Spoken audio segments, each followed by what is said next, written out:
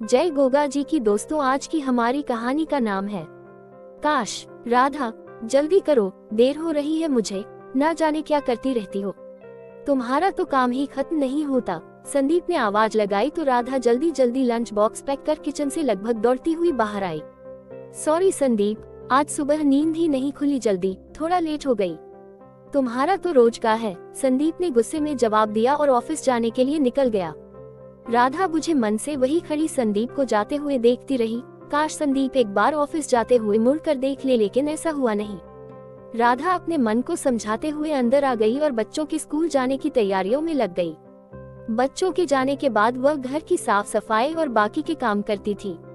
आज घर की सफाई करते करते वह आईना साफ कर रही थी कि उसने अपने आप को देखा। ऐसा महसूस हुआ जैसे बरसों बाद आईना देख रही हो। कभी घंटों तक आईने के सामने बैठकर श्रृंगार करने वाली आज खुद को ही पहचान नहीं पाई। सूनी आंखें जिसके नीचे काले घेरे हो गए हो, रूखा चेहरा जिस पर ध्यान नहीं देने से आने वाली झुर्रियां उसे उम्र से अधिक बड़ा बताने लगी।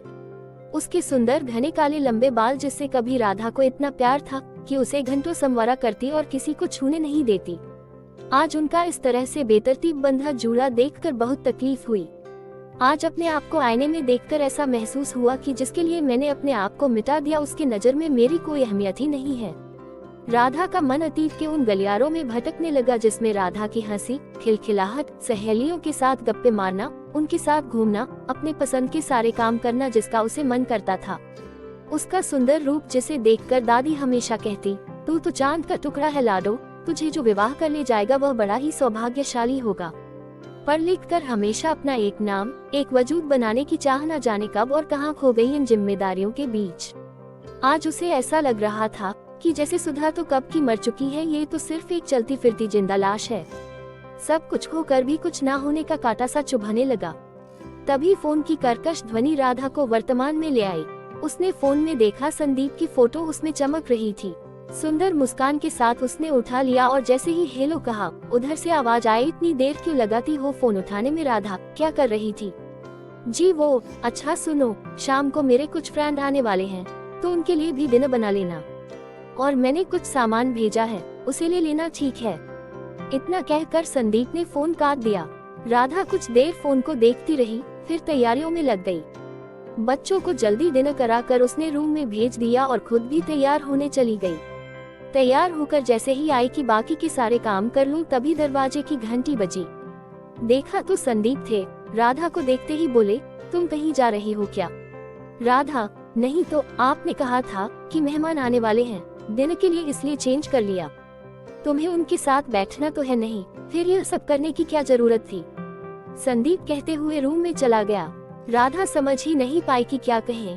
बालों का जूड़ा बना, कमर में साड़ी का पल्लू लपेटकर फिर किचन में लग गई। थोड़ी देर बाद सारे गेस्ट भी आ गए। फिर सबका नाश्ता और औपचारिक मुलाकात के बाद राधा डिनर की टेबल लगाने लगी। सभी खाने का आनंद ले रहे थे और गपशप कर रहे थे कि ऑफिस में काम करने वाली लड़कियों की बात छिड़ गई। उनके कपड़े, उनके श्रृंगार और उनके चाल चलन का न जाने क्या क्या चर्चा का विषय होने लगा। एक ने कहा, लड़कियों को ऑफिस में काम ही नहीं देना चाहिए, वह घर के काम ही करते ठीक लगती है।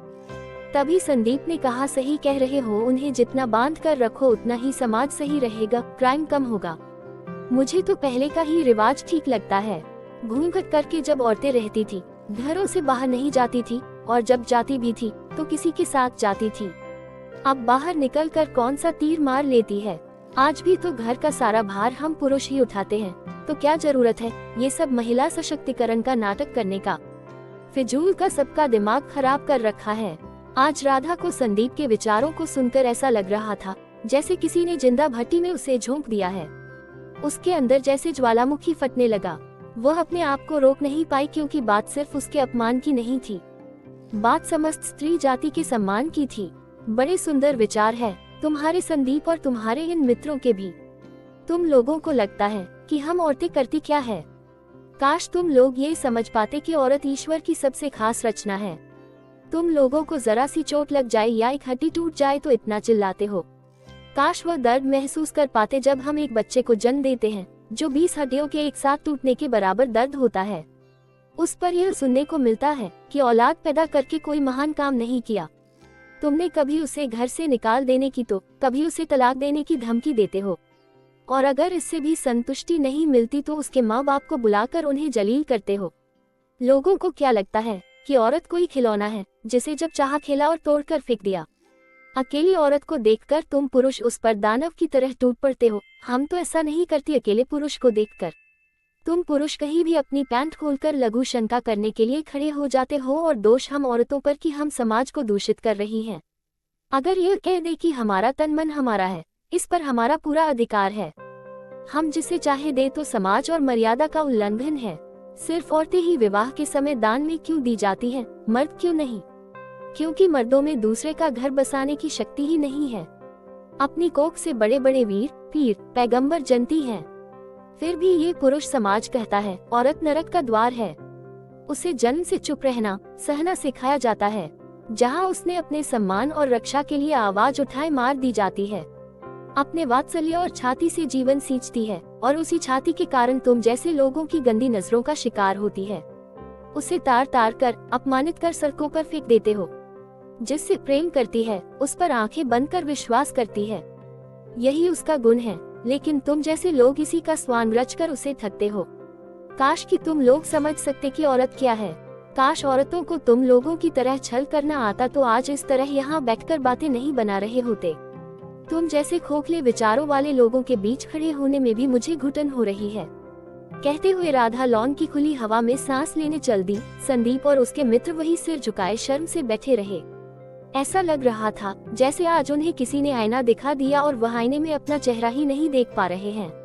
अगर हमारी वीडियो अच्छी लगी हो तो चैनल को सब्सक्राइब जरूर करें। धन्यवाद।